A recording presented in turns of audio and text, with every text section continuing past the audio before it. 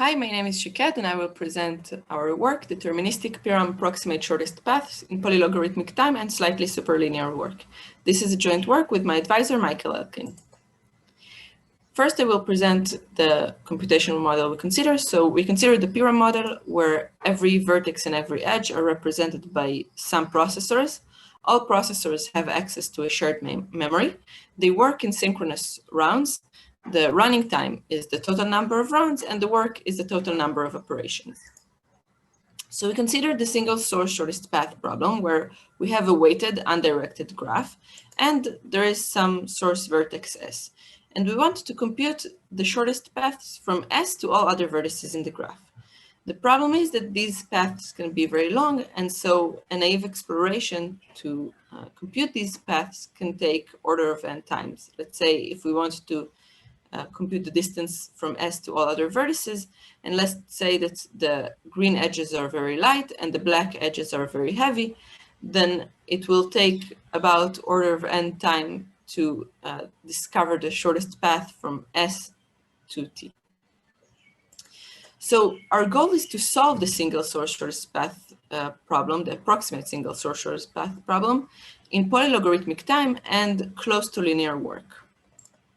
We know that we can do it if we use randomization, but the question is, can we do it deterministically? In this paper, we show that this indeed can be done deterministically. So what is known? How did others approach this problem before?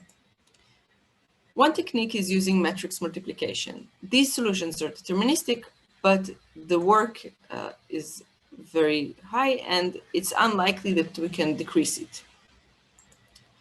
Another line of work comes from continuous optimization. These solutions are very fast and efficient, but they rely heavily on randomization. Another approach uses hop sets.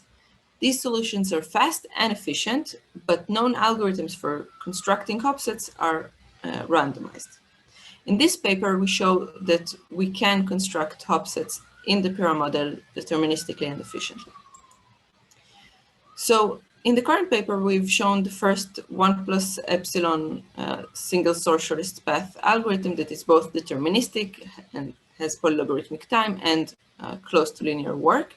We achieved this by devising 1 plus epsilon beta hopset construction with the same properties.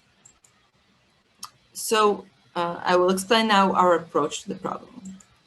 So recall that the problem is that the number of edges in the shortest path from S to some other vertices of the graph can be very large.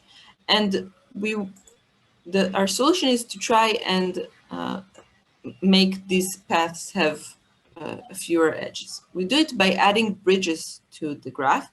And this way we can promise that we can get from S to all other vertices of the graph relatively fast, meaning with a few number of hops.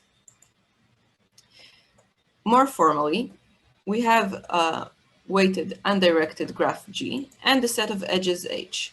And we consider the graph G prime that is achieved by adding H to G. We say that H is 1 plus epsilon beta hopset for G if the following conditions hold. So, if the following conditions hold. So first, we want to have a path in G prime between U and V that has at most beta edges. And we also require this path to be 1 plus epsilon approximation for the shortest path between them.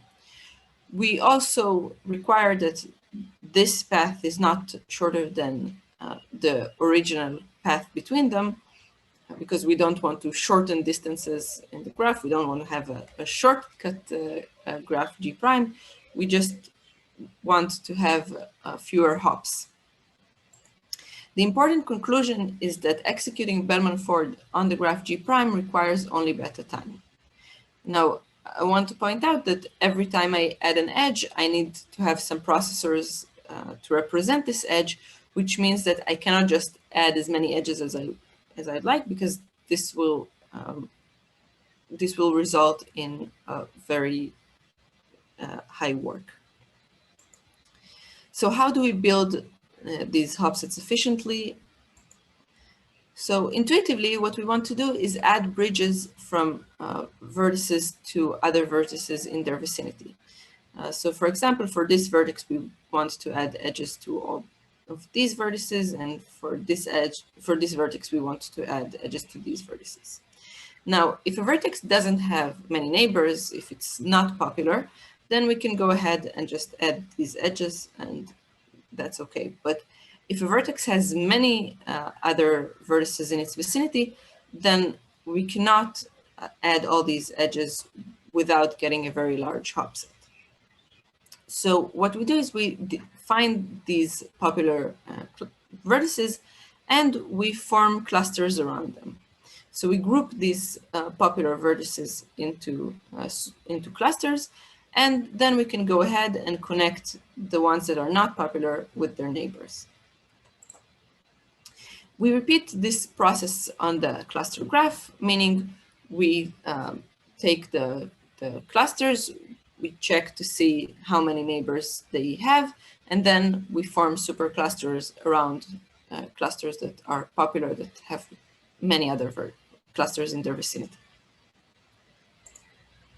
When do we stop? So we stop when there are no more popular clusters, meaning every time we repeat this process, the number of clusters obviously decreases. We want to ensure that every time we form a supercluster, it contains many clusters, and so very fast the number of clusters becomes so small that no one can have enough clusters in its vicinity to be considered popular.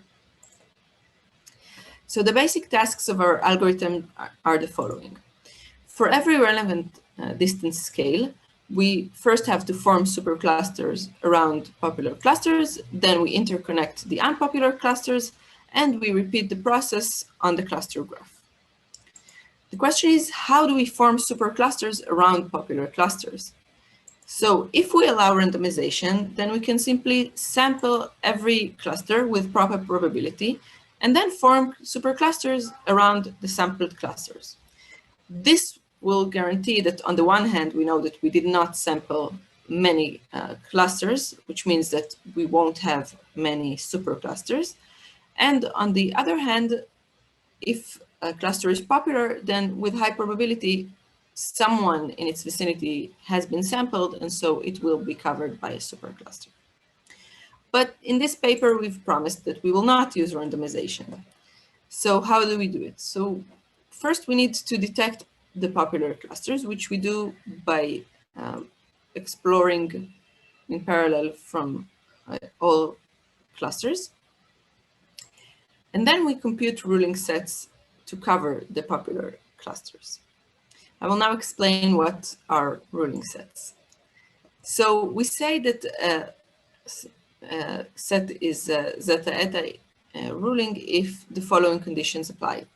We have a set of vertices A, the red vertices here that we want to cover, and a set B, a subset of A, is said to be a zeta eta ruling set for A if the following conditions hold.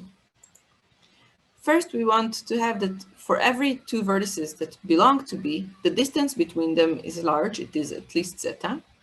And second, we want to have that for every vertex in A, every vertex that we need to cover, there exists some vertex in B in the ruling set that is relatively close to it, so, meaning that the distance between every vertex of A and its representative in B is at most eta. So why do we use ruling sets? First, we can construct them efficiently in the PRAM model. Second, it guarantees that we have large superclusters because we know that every cluster that is sampled is separated from all other sampled clusters or selected clusters. We know that every cluster will take all others that are in its vicinity. And this way we can, because we know that the cluster was popular, we know that the supercluster that it will form around it will contain many other clusters. Another thing that we know is that superclusters have small diameter because for every for every cluster that we wanted to cover, there is a representative that is relatively close to it. So how do we compute the single source shortest path trees? Up until now, we said that, okay, we take our graph, we build a hop set, and then we add the edges to the graph. Now we can execute a Bellman-Ford exploration. But this exploration will give us approximate distances, and it's hard to retrieve a path from it, because once we add a hop set edge, we don't know how to reach from its endpoints. So our problem is that the Bellman-Ford exploration traverses edges of H, and we need to somehow eliminate them from the single source shortest path tree that we're trying to compute. So how did we tackle this issue? We modified our construction, and we devised something that we called a memory hop set. So what is a memory hop set? For every edge that we add, if we add the edge UV, we don't only remember that there is a path, there is an edge, sorry, from U to V, and its weight is this and that. We also remember for every edge that we add, a path that implements this edge, a path that is between the two endpoints and has the same weight as we added. So this path, this memory path, it consists of edges of the original graph and edges that were previously added to our hop set. So after we construct the memory hop set, we build a single source shortest path tree for the graph G prime. And then we iteratively replace edges with their memory path.